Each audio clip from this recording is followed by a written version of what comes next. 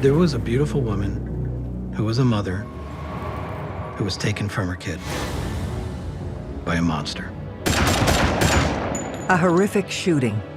It was such a violent act. Shooting 8 times into another human being. A dark mystery with multiple suspects. In this case, we have a very manipulative, overpowering, and influential predator. It's a true crime of passion. If I can't have you, nobody can. Pow, pow. Maybe this is kind of a conspiracy to cover up the homicide. The truth will be revealed. Stories upon stories, they were all fiction. He was the one that wanted her dead. Could he have shot her? Absolutely.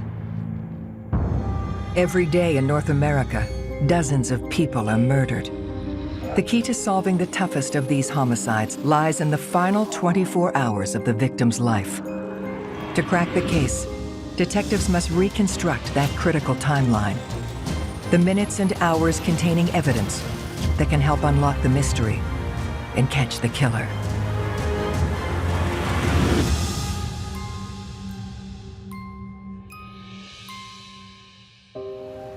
Pinellas Park, a small city just outside of Tampa, Florida, known for its easy proximity to beautiful beaches and lush greenery. You have your wealthy elite, you have your folks that are just getting by. Florida in general is a very transient state, but most of these people were here for generations. I don't think Pinellas Park sees the type of crime that we see in Tampa. It's a fairly peaceful community. I would say the most common type of criminal activity in Pinellas Park is drunk driving, then your occasional car break-ins. It's certainly not the murder capital of the world or anything like that. It's the day after the 4th of July, a Saturday night, and neighbors report hearing firecrackers just after 11 o'clock. It's a weekend. So 4th of July weekend, you're gonna hear fireworks and stuff going off for like 2 or 3 days. The sound doesn't draw much attention until one resident discovers the pops are not celebratory. Troy indicated that he had heard what he believed to be firecrackers.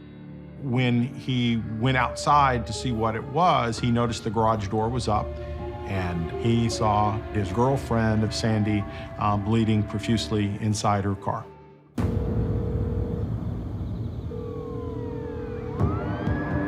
First responders arrive on the scene, followed quickly by lead detectives Harry Agello and Paul Andrews of the Pinellas Police Department. They realized it was something severe, so I was notified and responded to the scene. The car was sitting in the garage.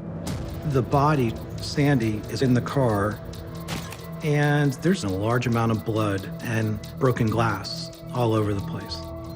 She suffered 8 separate gunshot wounds to various parts of her body, starting with her head, her torso, and the bottom of one of her feet. And initially, just looking at the shell casings, it looked to me like they were what they turned out to be, which was a .22 caliber weapon. It appeared to us that she had just been ambushed, that someone had waited or followed her to her garage before the shooting occurred. The victim is 37-year-old Sandy Razzo. She's rushed to the hospital but dies on arrival, and the case is officially declared a homicide. In this particular case, it was such a horrendous act. You know, shooting someone 8 times, that is overkill. Gunshot wounds can tell a certain story by their placement and by their number. So the victim being shot 8 times, we see that rage, that lack of impulse control seeping through. That suggests that this isn't, for instance, a professional hit. Someone has a pretty specific reason why they've targeted her. But who would want to kill Sandy, a loving mother and former model who worked hard as a bartender to make a better life for her and her daughter? Sandy was a very devoted mother to her own daughter, Giovanna. She was always very friendly with people, very vivacious, outgoing personality. Everybody that knew her liked her. What made this shocking was the fact that a young lady was ambushed in her garage for no apparent reason at the time, just coming home from work.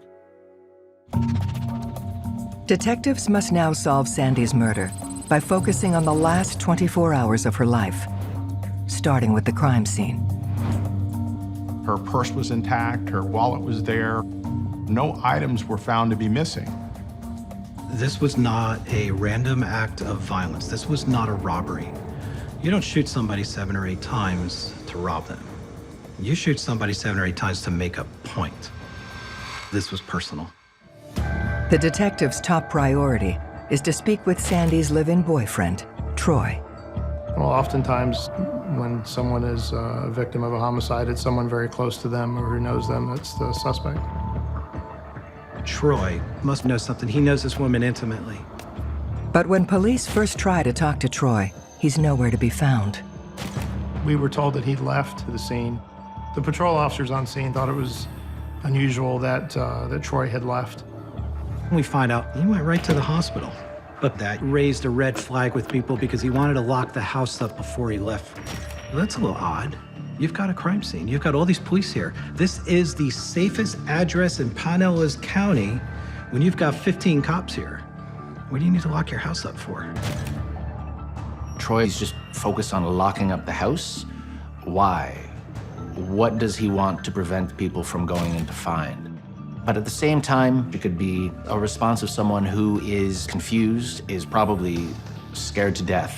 And what do? We batten down the hatches.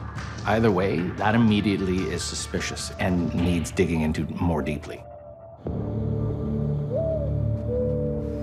Detectives have Troy come down to the station for questioning. He was a mess, as you would expect him to be. He said that he last saw her as she left for work that same day. They worked 2 different schedules. He worked days, she worked nights. Troy tells detectives that the morning of July 5th, he went to work at 5 a.m. and Sandy was still asleep. By the time he got home at 2 p.m., Sandy was just leaving for her job at the popular Tampa bar, the Green Iguana. On the 5th, she was supposed to get off at around 11 o'clock that night.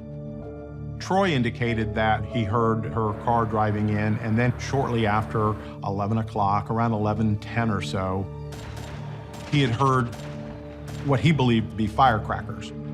Well, we assumed that was the gunshots. So we were able to determine about the time that the shooting would have occurred. So Troy walks out into the garage to make sure she's okay, and when he walks up to the car, he sees her. She's got a lot of blood, and she's not responsive. He thought that maybe she was alive. He tried to revive her. That's when he picks up the phone and dials 911. He was doing everything right that a victim or a witness does. But he was our suspect. He was our #1 suspect. Troy is still the first guy there at the scene, and he knows her way better than any of us do. So, we really need to focus on him and find out if he's the shooter. Police then asked Troy about his relationship with Sandy. He described a relationship as a romantic one. He was in love with this woman. Troy is telling us she's beautiful. She's got a daughter who's absolutely wonderful. He adored her daughter. Troy was very happy with the relationship he had with her. He believed that they were going to get married. They just hadn't set a date sometime in the future. I asked him, why would somebody kill Sandy? Is she involved in something else? And he says that, yeah. She said that anything ever happened to her, you need to go find Tracy Humphreys. According to Troy, Tracy Humphrey is a dangerous ex-boyfriend of Sandy's, who assaulted and raped her after she broke it off. Troy is concerned that Tracy Humphrey was involved in the case, but couldn't find anything in our criminal justice databases to back that up. We had nothing. There's no Tracy Humphreys, which obviously raises a flag. The offerance, as we see of a ready-made suspect, a turnkey suspect, as I say, in the case of Tracy. It could be to create that distractionary suspect, to have the police go down that rabbit hole, and in the meantime, buy yourself time and space and options. As police interview Troy, something unusual catches their eye. He had some cuts on his hand, on his shins, on his feet as well. He said it was probably from the broken glass, for when he reached inside the car to try and pull her up to see what was wrong. So you start looking at Troy again, like, well, is this guy lying to us?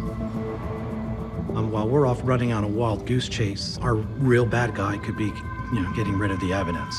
This Tracy Humphreys could be our main guy, but we're not going to lose sight of Troy.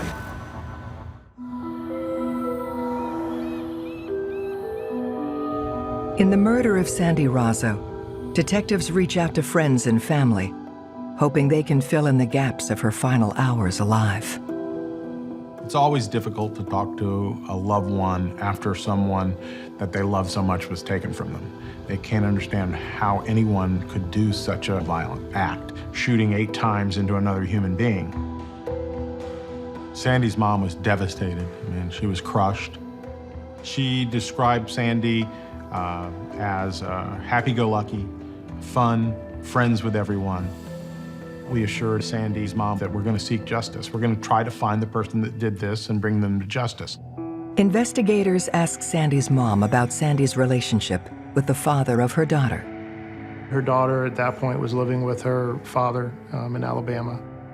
There were indications that there were some contentious issues in their relationship related to maybe the child custody issue. Jesse, the father of the child, currently was supporting the child, and he might want sole custody. He might want to be the only parent involved in the child's life. So he might be a potential suspect. Lots of murders are committed over child custody. Emotions run high when children are involved.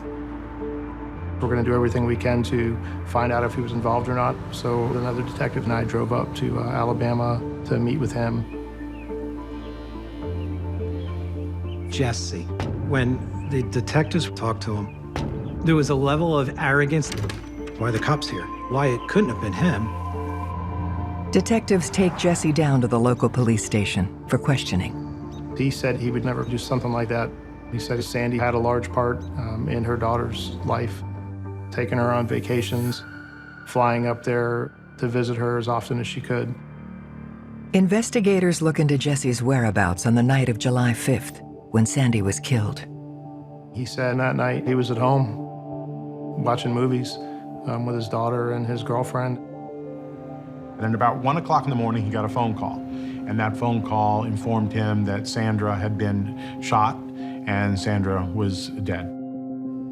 To confirm his story, investigators need more information from Jesse. We got DNA from him, fingerprints from him, and of course, phone information. Someone uses a cell phone, you can find out a lot about that person, more specifically where they're at. And at the time of the killing, around midnight, Jesse's phone records showed that he was outside the state of Florida at the time, which would have made it impossible for him to have been in Pinellas Park or anywhere near Pinellas Park at the time of the crime. Detectives clear the father of Sandy's daughter as a suspect. Looking for new leads, they shift their focus to the Green Iguana, where Sandy was working the night she was gunned down. The Green Iguana was a very busy, lively nightlife kind of place, more of a tourist crowd, tiki hut style bar. Sandy was successful in the job that she did. She interacted with people all the time. We actually went as far as to interview all of her coworkers, especially ones that worked with her that night. The folks she worked with were shocked, angry. Everybody that knew her liked her. So they were very upset that this had happened to her. Detectives don't find anything suspicious about any of Sandy's colleagues, and they help fill in her timeline. No one noticed anything unusual inside the bar that evening. And she had checked out of work at about 11:15. We had somebody there that saw her leave when she drove out of the parking lot. To get her timeline down, we backed it up to where the time clock was, where she clocked out at about 10:45. And then we drove that route to the house. It was roughly 26, 27 minutes of a drive. So she would have arrived home right about 11:10, give or take a minute. That means that when she clocked out of work, she would have had to have gone to her car and driven home without any stop before she was murdered. Having narrowed down the timeline of when Sandy was last seen at 10:45 p.m., investigators questioned Sandy's coworkers about her personal life. Earlier, Troy told us that he was in a solid relationship with Sandy and everything was just fine. But her colleagues had told a different story. She sometimes felt she was a roommate. Sometimes she would describe Troy as a boyfriend. It appeared to us in talking to everybody that she had a guy that liked her, that she felt comfortable with, but that it wasn't a long-term relationship for her, that she would eventually be either moving out or moving on. You start looking at Troy again, like, well, he's telling us one story, but her friends are all telling us something else. Once you start lying to investigators, the investigators are going to lay hard on that person and start to look at everything they've said. The colleagues at the Green Iguana said that she was, I guess, fixing to have a conversation with him about maybe starting to see other people. We know that threatened separation is a trigger in domestic homicides in a good portion of cases. And so, whether it's separation, jealousy, or perhaps a combination of both could have escalated this situation. It's possible that his feelings are hurt. Could that make Troy go off the deep end? Could he have shot her? Maybe. It's possible.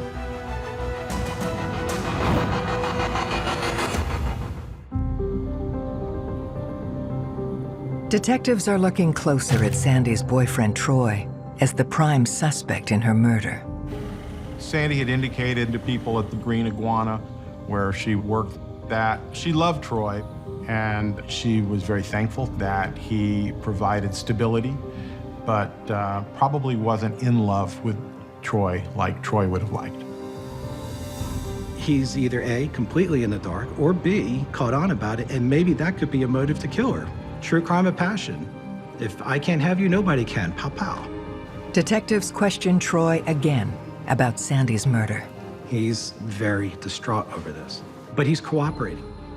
Sometimes if you're staring at the face of evil and they really want you to think they are not it, they may cooperate 110%. I don't know if we're dealing with a sociopath, a true actor, or if he really is absolutely has nothing to do with this.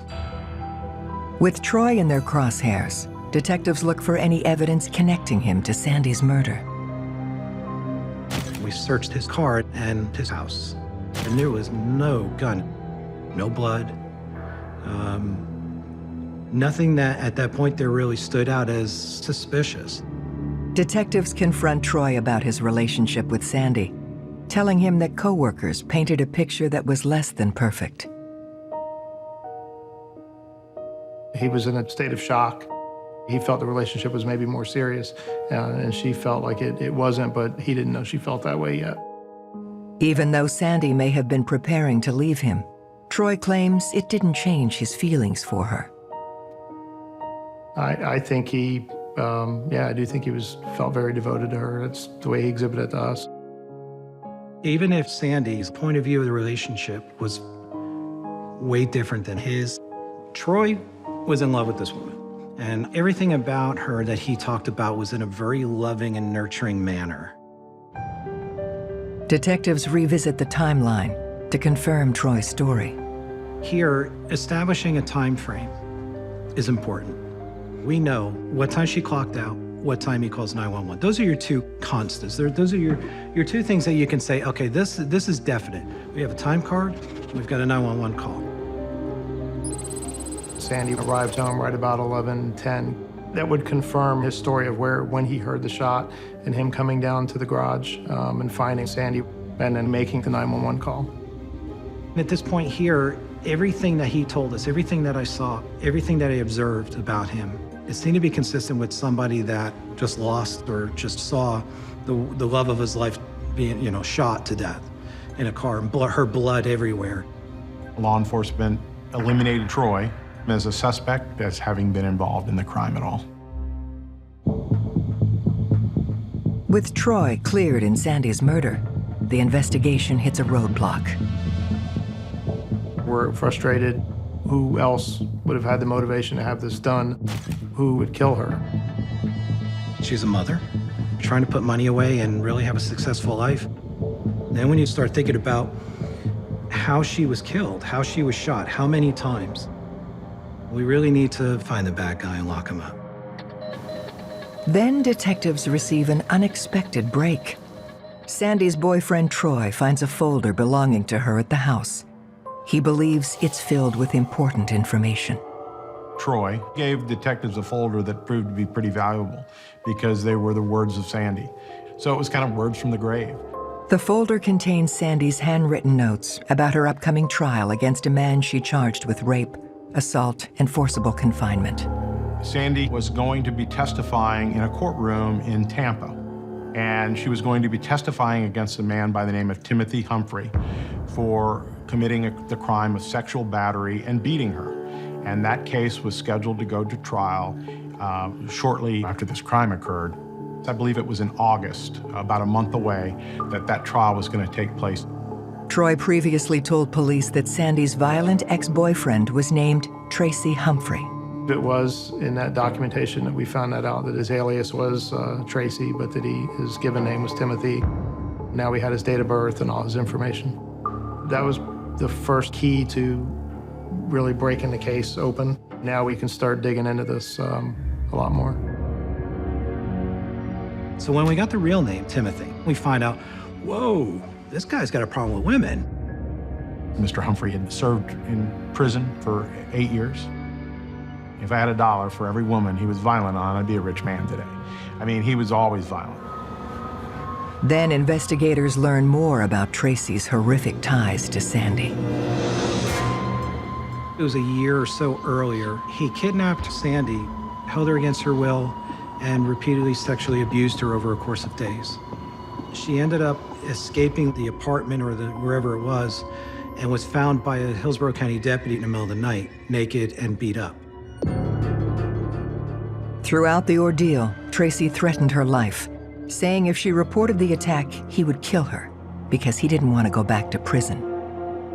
He was looking at prison time for what he had done to her, and there were court dates that had come up very recently for her, and there was more on the horizon. Even though Sandy was afraid and fearful of Tracy Humphrey, she was willing to come forward and testify in a courtroom and point the finger at the person who had sexually molested her and beat her. They had a victim that was willing to testify. They had DNA evidence, they have photographs. That was a good, solid case. And for that to go to trial, he was looking at quite a number of years for that. But Sandy was the only witness in that case. And if she wasn't able to testify, the case was going to get dropped or be what's called null prost, which means the state would not prosecute or proceed with the charge. You talk about a motive. That's a whole lot of motive. So at that point, Tracy or Timothy Humphreys really does become our #1 suspect. That's a big game changer. Like, he went from who to the top guy on their list. Detectives have their sights set on Timothy, aka Tracy Humphrey, for the murder of Sandy Razzo. She was scared to death of Tracy. And now we've got a handwritten note that said, if anything ever happens to me, go find Tracy Humphreys. Armed with new details about Sandy's potential killer, detectives track him down at a gym in the nearby town of Brandon, where he lives and works. He was a strong, well-built personal trainer, worked out a lot. That was his job, that was his livelihood. A lot of people referred to him as the Mr. Clean. Tall, 6'2", 210 pounds, bald, wears an earring. He acted like a domineering type personality where he felt like he was in charge. Detectives tell Tracy Sandy's been murdered and question him about their relationship. When he was told it was about the homicide, he acted like he was surprised. The initial impression was that he probably was hiding something about what he knew. When detectives ask Tracy when he last had contact with Sandy, he shuts down the conversation. At that time, he, what we call in the business, lawyered up. He said that he had a lawyer, and he'd be more than happy to talk to law enforcement if his lawyer was present, and his lawyer didn't want him to answer any further questions from law enforcement. As detectives wrap up the conversation, they notice Tracy's wearing a wedding band. Later, we found out that he had recently gotten married to a lady by the name of Ashley Laney. Ashley was significantly younger. Not that we would judge that, but yeah, he was in his 30s and she was 19, maybe 20 at the time. Hoping Tracy's new wife will be more forthcoming with information, detectives travel to their home in Brandon to talk to her. When they went in to speak to her, she appeared to them to be nervous, but she did indicate that they had gotten married on July 4th. The day they got married was the day before the homicide occurred, and so that was very interesting to us. Sandy Rosso was murdered on July 5th, so that is intriguing because in Florida law, a lot of people believe that if you're married to someone and you're somehow in cahoots over a crime, that the spouse won't have to testify against the other spouse. Detectives question Ashley about Tracy's whereabouts on July 5th, the night Sandy was killed.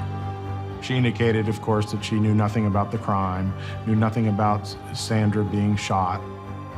The fact that Ashley and Tracy get married the day before this murder, to me, is compelling, and to me, that's a red flag. At that point, anything they say to each other is protected by the covenant of marriage, which immediately makes investigating and then later prosecuting that much more difficult. When police talk to Ashley, she willingly gives them her alibi for the night Sandy was murdered. She told the detectives that on the night of the homicide, at 11 p.m., they were home together watching a movie, having pizza. And she said that they had a friend named Toby White who had come over and visited them at the house that night. Then, in the middle of being interviewed by police, Ashley receives a phone call from her lawyer. Tracy was very quick to have a conversation with what we believe was his attorney and have her tell Ashley that she did not have to cooperate. In fact, the detectives could hear the voice on the phone telling her exactly what to say to the detectives. So it was very, very suspicious. Then, another surprising interruption. Much to everyone's chagrin, Tracy showed up, and it was very clear that he was trying to get her to shut up and not talk. He appeared to the detectives to be angry, frustrated just in his demeanor, through his body language and the look on his face. That sort of got some gears turning in the detectives' heads that maybe there was a conspiracy to cover up what had happened with Sandy Rosso, and perhaps was connected to the homicide. Even though Ashley is no longer talking, the detectives have gained an important new lead. Ashley and Tracy Humphrey's alibi for the night of Sandy Rosso's murder was pizza. So, we went to the pizza restaurant, found the driver, found the ticket for it. The pizza was ordered using Tracy's cell phone on July 5th at 10:49 p.m. and delivered 15 minutes later. The driver says that, yeah, I remember this guy. Gave me a $20 tip for a $12 pizza. Oh yeah, I remember, guy, bald, big guy, yeah, no doubt. Other than just pizza, he got his alibi delivered to law enforcement. With Tracy's alibi placing him in Brandon, 40 minutes from the crime scene, detectives determine he can't be the killer. That had to take the wind out of the sails of the detectives a little bit because they were like, oh, we thought it was him. It fit. It's always disappointing to have a setback like this one involving the alibi that ends up being firmed up. But at the same time, you need to be able to rebound and consider all possible options. In this case, what else is going on involving Ashley? And is she then the weak link that police need to be focusing on? When detectives look into Ashley's background, they find an incident that piques their interest.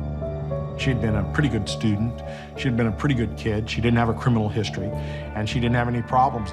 But we found out that she had reported her car as being stolen, and her car had shown up in a street in Tampa and had been put on fire. Law enforcement had got a call from a fire investigator with the State Fire Marshal's Service, who had found it very bizarre that the car had been found torched. It's an arson. It's not hard to tell when a car's been burnt up with arson. There's usually quite a bit of evidence left behind that indicates that there was an accelerant used. And in this case, it was quite a bit. Police look into the arson and learn that the same day that her car was found on fire, Ashley visited a firing range in the Tampa area. Ashley Humphrey, we found, had been at a firing range. She had been there with Timothy Humphrey, and she had been learning to shoot a .22 caliber type of weapon. That was important information because we knew the type of gun that was utilized to kill Sandy was a .22 caliber. Now dots start getting connected. To learn more about Ashley and how she might be involved in Sandy's murder, detectives talk with her family. What was really interesting was when they met with Mom's boyfriend, he says that he loaned Ashley a handgun, which happened to be the same caliber as the type used in the homicide, a .22 caliber, and he'd been asking for her to give the weapon back, and she hadn't yet returned it. We felt strong that we were on the right track, but you have to be careful in any investigation, but particularly homicides, that you don't get thrown off. Then, Ashley's mother provides detectives with an even more shocking piece of information.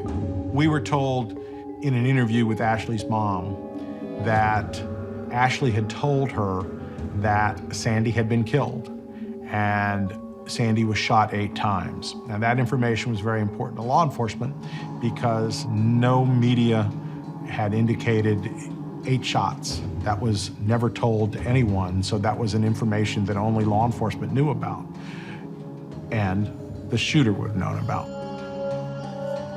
You know, as we start putting the case together, it's obvious that Ashley's involved, but there would be no reason for her to want Sandra dead, but for the case against Tracy. Detectives then uncover crucial information that confirms they're working in the right direction. So we got the phone records from Timothy Humphrey. We got the phone records from Ashley Humphrey.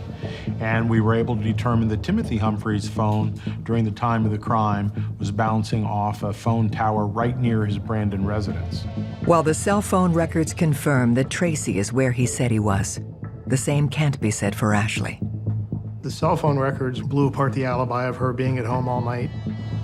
Ashley's phone was being utilized outside the Green Iguana at about 4:30. Her cell phone is telling them that she was right there. Not only that, but she was active on the cell phone. She called many times from the parking lot. And who was she calling? Tracy. Then at about 10:45, that cell phone started to move once Sandy started to go home over the bridge into Pinellas County and bouncing off towers right outside of Sandy's house.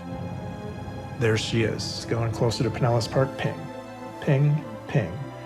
And then when she gets to the house, ping again. I think we got her. Tracy Humphrey's wife, Ashley, is now the prime suspect in the murder of Sandy Razzo. But detectives don't believe she acted alone. Phone records pointed to the fact that Tracy Humphrey was involved. Tracy Humphrey had the motive. He had the desire. He had the will. He was the one that wanted her dead. I think one question we have in these sorts of cases where there's a male and a female co-conspirator is that what role did Tracy play? What role did Ashley play? Did one influence the other? Looking for more evidence, detectives turn to Toby White, the friend visiting the Humphreys at their home the night Sandy Razzo was killed. Toby White was an upstanding citizen. She didn't have any criminal history. We brought her in. I asked her questions, put her under oath. She had been a client of Mr. Humphrey's. Mr. Humphrey had turned her life around pretty much in her eyes, her health, her weight, and she felt beholding to Mr. Humphrey. Police asked Toby where she was the night of July 5th, and she confirms Tracy's story, saying she was at the Humphreys' house from 9:30 p.m. until midnight. So initially, Toby gives a statement of her being at the house with Ashley and Tracy, and they did have a pizza delivered. But we also have the cell phone records now, and realize that's not possible. Ashley was not at the house at the time. We told her, basically, we didn't believe what she told us. Lying under oath or on a sworn statement is perjury, a federal crime, and Toby could go to jail. She would be facing criminal charges for perjury for lying, so she did recant and tell the truth as to what had occurred. Toby White's news story was that she did not see Ashley that evening, and she did not see Timothy Humphrey that evening, and she gave that false alibi because Mr. Humphrey had requested her to do so. In hindsight, she realized that Tracy and Ashley were lying to her about what occurred and their involvement in the homicide. On December 18, 2003, Ashley Humphrey is arrested for the first-degree murder of Sandy Razzo. Without enough hard evidence linking Tracy to the crime, Investigators charge him instead with a federal firearms violation.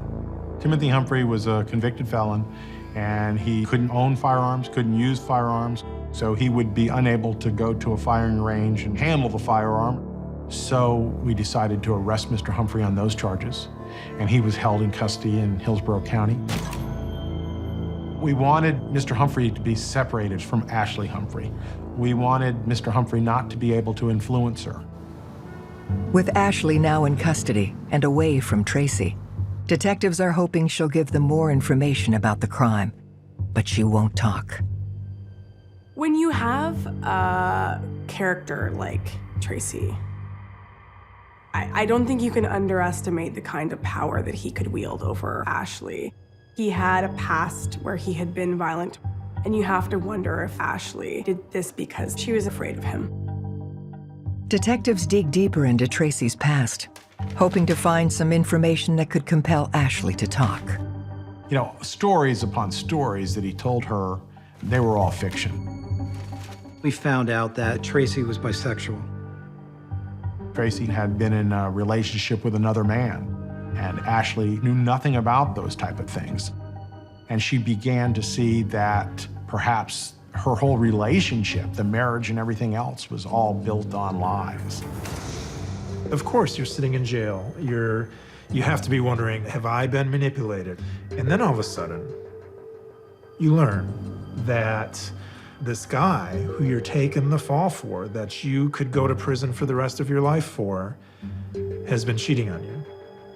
So that was the final straw. Stunned after realizing Tracy is not who he said he was, Ashley confesses to Sandy's murder and tells detectives where the murder weapon is buried. We found the gun, which wasn't far from where I believe her mother lived. That's northeastern Hillsborough County. Once Ashley starts talking, she reveals key information. From day one, Tracy convinced Ashley that he loved her, and if they were to spend their life together, his problems with Sandy would need to go away, or else he was going to go to prison because he was being falsely accused, he said. Ashley also admits she tried to kill Sandy once before. The first attempt was several weeks earlier. Ashley's goal at that point there was to shoot Sandy as she left the bar. Ashley was zeroing in on Sandy, and she pulls the trigger, and then realizes that the bullet went through her mirror on the car. Well, that's going to be evidence. So Ashley and Tracy, in order to make the evidence disappear, had the car taken to a vacant lot, where they set it on fire. As more and more evidence reveals Tracy's connection to the crime, police now feel confident they have enough to charge him for murder. She was his firearm. Tracy pointed Ashley in the direction of his problem, which was Sandy, and she pulled the trigger. We wanted Tracy Humphrey. He was the person behind this crime. But for Tracy Humphrey, Sandy would be alive today.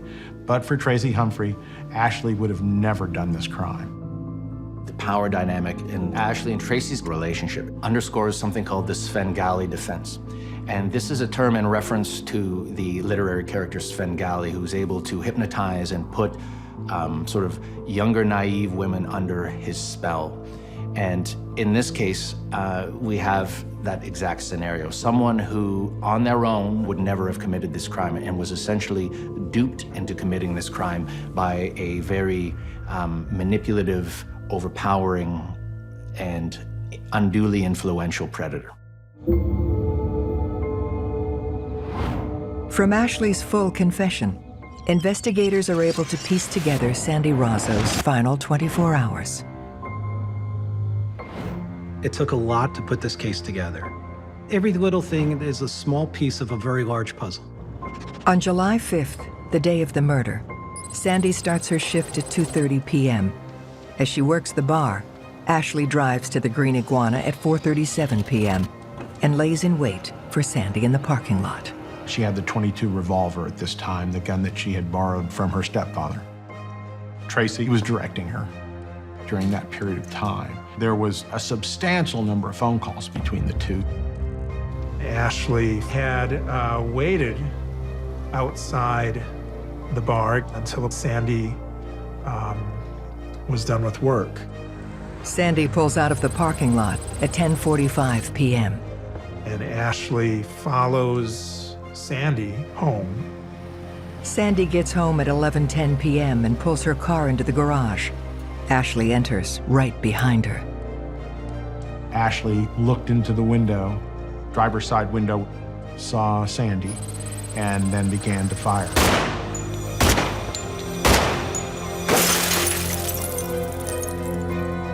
Sandy was trapped. She couldn't get out of the car. She had put up her feet against the window, backing up towards the other side of the passenger side. Ashley continued to shoot and emptied the firearm, shooting her 8 times. Tracy had told her, make sure that you look in her eyes and you can see that she's dead. And indeed, that's what she did. After she kills Sandy in cold blood, the first call Ashley makes is to Tracy. She said, "It's done. Now can I have my pizza?" I mean, seriously, she orders a pizza.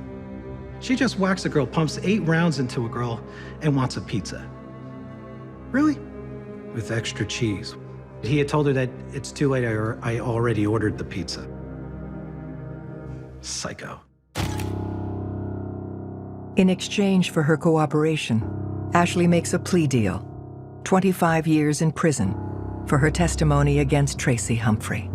We would have loved to have prosecuted Tracy without giving Ashley a deal. Everybody has asked me, what do you think of her getting 25 years? Be honest with you, she should be life imprisonment. A jury finds Tracy guilty of murder and sentences him to life without parole. Tracy Humphrey was a controlling and violent person who thought he could get away with murder. He'll spend the rest of his life in prison, and he'll die in prison. And that's what I think all the family members and everyone wanted. The part that stays with me is the bravery shown by Sandy Rozo and the chance that she took to see that Tracy Humphrey was prosecuted,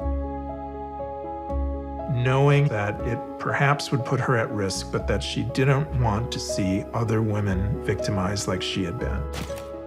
One thing that I think is really important to remember about this case is Sandy Rozo died a hero.